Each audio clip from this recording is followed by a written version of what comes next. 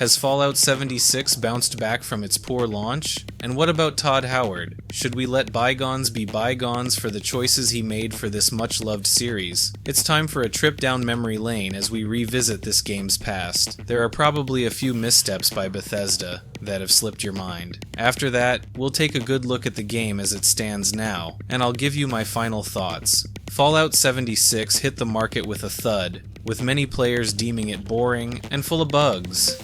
The community backlash was so intense that Bethesda had to close its official forums, and quite a few reviewers washed their hands of the game. Players encountered a myriad of issues, from game-breaking bugs and glitches to the absence of essential features that are the hallmark of the Fallout series. Bethesda's reputation took a massive hit due to the unplayable state of the game. The once-beloved studio faced widespread criticism for releasing a product that was clearly unfinished and riddled with technical problems. If that wasn't enough, Bethesda refused to pay out refunds for their unplayable mess, and this led to a class action lawsuit. Bethesda made headlines by surprising players with bans for accessing a secret room in the game. This room was similar to the hidden developer rooms found in other popular Bethesda games like Skyrim. These secret rooms contain every item from the game. It's unclear why Bethesda didn't have an issue with these rooms in their previous games, yet penalized players for accessing them in this instance. If they didn't want players to access the developer room, it begs the question why it was included in the live client to begin with. From what I gather, these developer rooms are used for testing items, so wouldn't it make more sense to include the room only in a test version of the game? It appears to be an embarrassing oversight from a development team that should have anticipated players attempting the usual hacks from other Fallout games. However, it's worth noting that players had to go to great lengths to access the developer room. Since Fallout 76 doesn't have a console command system, players must have used third-party software to teleport themselves.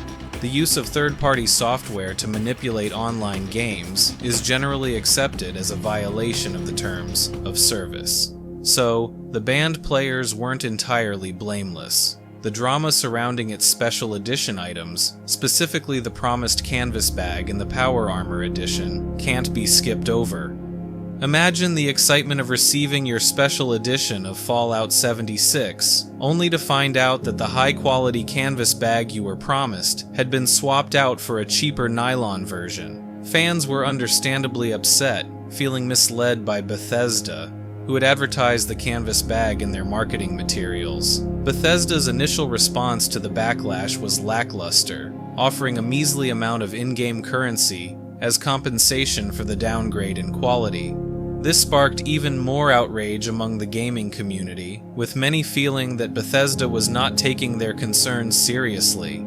It was revealed that the reason behind the switch from canvas to nylon was due to a shortage of materials, which Bethesda claimed was out of their control. The community's reaction was mixed, with some understanding the logistical challenges, while others felt betrayed by the company's false advertising. Bethesda had to do some damage control. They eventually offered affected customers the option to receive the originally promised canvas bags, but the damage to their reputation had already been done. Bethesda then decided to collaborate with Silver Screen Bottling Company to produce a themed rum, aptly named Nuka Dark Rum. Customers were led to believe they were purchasing a classy glass bottle due to its advertised look and hefty price tag. You can imagine the shock they experienced when they found out that the bottle was actually made of plastic.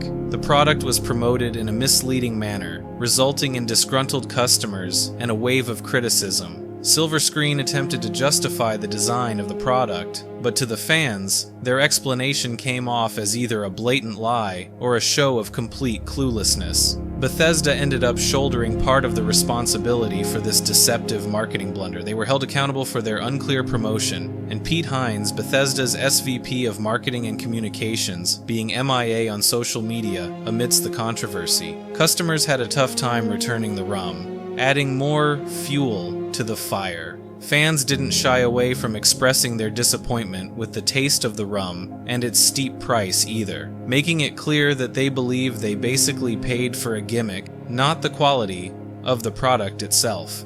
Back in December 2018, Bethesda rolled out a few upgrades for PC gamers. like push to talk and an adjustable field of view. But it wasn't all cheers and applause. They released a holiday emote bundle and slapped a hefty price tag on it, and let's just say it didn't go down well. Gamers on Reddit were quick to point out that these steep prices seemed to be the original intent all along. This led Bethesda to drop the discount act and just go with the initially planned price. The media was on the same page, calling out the prices for being too high. On a lighter note, Bethesda's continuous updates, which added NPCs, quests, and structured challenges, has breathed new life into the game. The 2024 update even brought in Atlantic City with its own quests. Sure, some problems linger, like unclear quest instructions and microtransactions, but the game's quality has definitely improved since its launch. Though, the enemy design, which lacks uniqueness and responsiveness, disrupt the game's immersion. The narrative and characters could have more depth, like in other Fallout games. The quest instructions can be puzzling, and the microtransactions, a result of being a live service, feels a bit too greedy. Despite these shortcomings, I'll nod to the Atlantic City expansion and suggest that Fallout fans give it a try when it's discounted. The catch, though, is that you have to complete certain tasks and missions to access the new content, and this can be a bit tricky and time-consuming. And as for you, Sir Todd Howard, I will never forgive you for what you have turned one of my favorite game series into. This live service bullshit. You knew what you were doing, you greedy bastard. And if I don't get to play Elder Scrolls 6 before I die, I will find you in the afterlife and give you a piece of my mind.